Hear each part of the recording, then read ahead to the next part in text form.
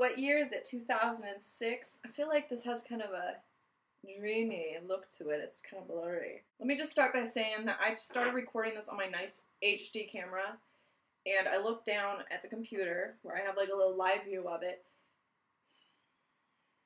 It stopped recording at some point and I don't even know when. So I just canceled that. I'm like, I'm not even dealing with this right now.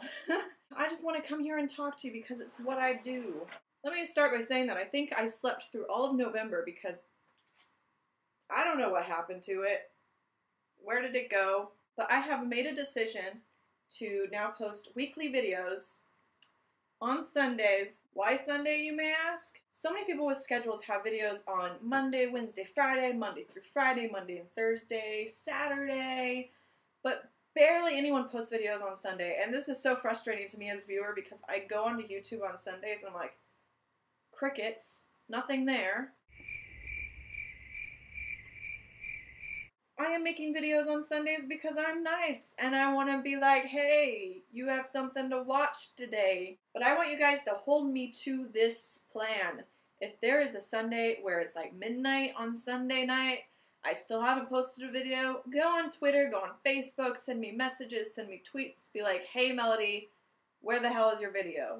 Anyway, I wanted to come to you today and just kind of talk about some things. People have been super curious about some things since I came out. It's completely understandable for people to be asking questions because it is what I have been doing my whole life.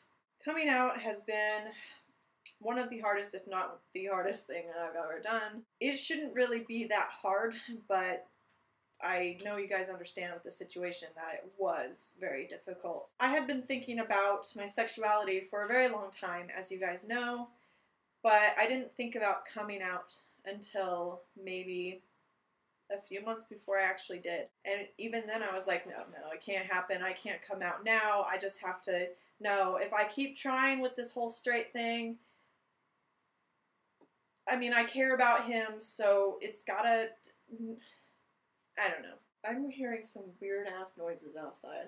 So anyway, I did not think that I would ever come out. But it wasn't until maybe the weeks before I actually came out where I really, really thought about it. And it was tearing me up. I was crying every day. I was putting so much thought into what could happen. I was looking up people that were in the same situations.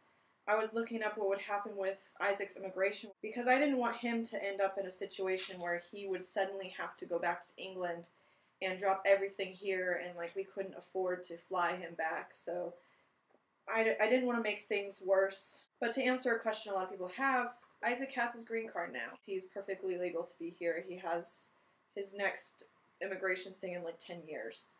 What am I doing right now? Like, I don't even, what did I just do? It is totally up to him whether he wants to go back to England, and as of right now, that is not what he wants to do. I know that he probably wishes he never left, but he's now started a life here, and so he doesn't really just want to now leave that and go back and try to start all over again. Silver bells. The other thing a lot of people are asking about is our living situation, because quite clearly, there's the word, we are still living together, we still share a car. It's kind of weird probably to a lot of people, but honestly it doesn't feel too weird to me. I'm not sure if it feels weird to him. Our relationship hasn't really changed too much since I came out. There were really hard times. There were really, really hard times with us. But I think it's gotten back to the point where it just feels like it did before, for the most part. I don't really know if I should even talk about it, but honestly, when it came to sex before, I found a lot of ways out of it. And that sounds really awful, and it's not like sex was terrible with him or anything. Even if you're gay, you can still enjoy the way sex feels. But mentally, it broke me up because I felt terrible afterwards. I know it's kind of weird to talk about this, especially because I know that there are people who watch me that know me. I need to stop feeling like I can't be myself on YouTube. About 99% of the time that I have done anything sexual with a guy in my life, I thought about being with a girl. And when you are with someone and you're trying to even convince yourself that you are at least bisexual and you're totally into this guy thing, and you keep thinking about girls, I felt awful after having sex. Yeah, I would be like, yes, that felt nice, but I thought about girls the entire frickin' time.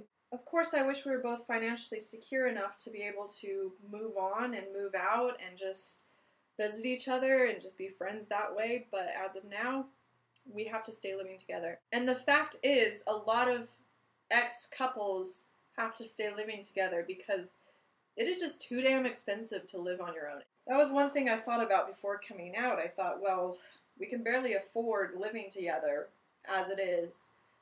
How am I going to find a place with 2 pets that are mine? How am I going to find a place to live by myself and be able to afford that? Am I going to have to find roommates? Am I going to live with complete strangers? I think that living with your ex, if you guys are okay with it, if you're both perfectly okay with it, is the better way to go, because that way you at least know what it's like living together. I guess I got lucky and he's just a really cool guy, because what could have happened is he could have said, get out right now. As much as both of us would love to be able to live on our own, it's not a realistic thing that could happen right now. Neither of us want to live in this little 1-bedroom together. As of now, it's just the way things have to be. We're willing to be there for each other until we get on our feet, and that's really awesome. It's beautiful. Whose house looks like this, Gert? So people have been asking about dating and all of that, what we're doing as far as that goes, because a lot of times when people break up, they're like, oh, wait a while before dating. Wait a while. But we're in kind of a unique situation, I think. It's not a normal breakup. I feel like he was probably deprived of some things that you would get out of having a relationship with a straight girl. And so obviously I wouldn't want him to feel like he had to wait to date anybody. At the same time, for me, now that I've come out, I don't feel like being held back. I don't even know what I'm doing. I have decided that 2014 is going to be my freaking year. I feel like I don't need to be held back anymore. I need to be myself this year. I need to experience things. I need to find happiness in myself. I'm going to find a way to like myself, which is something that I've never done before. I am determined. I'm so sick of feeling like I'm not worthy of finding happiness and feeling as though everything is going to be shit forever. I'm going to make it good because it's up to me and I know it. Not to say that bad things can't happen to people, but I need to find ways to not let them hurt me like they have been. I want to be happy. I want to be healthy. I want to do things that I've never thought I would do before. I want to meet people. I want to feel free. It is going to be my year. I may be sort of scared about the future, but I'm not going to let that hold me back anymore. I just gave my gingerbread woman a bikini, and it's freaking snowing outside. Have you ever had a best year ever? If so, what year was it? What made it the best year ever? And what are your goals and resolutions for 2014? And would you consider yourself a happy person? Just wanted to let you guys know that I'm no longer doing daily vlogs, but I still have my other channel open up to little nuggets of my life. I may post day in the life videos or just little random things here and there. So if you're interested, go over to Bowie Chicken Nuggets. I have the link below, and subscribe to that.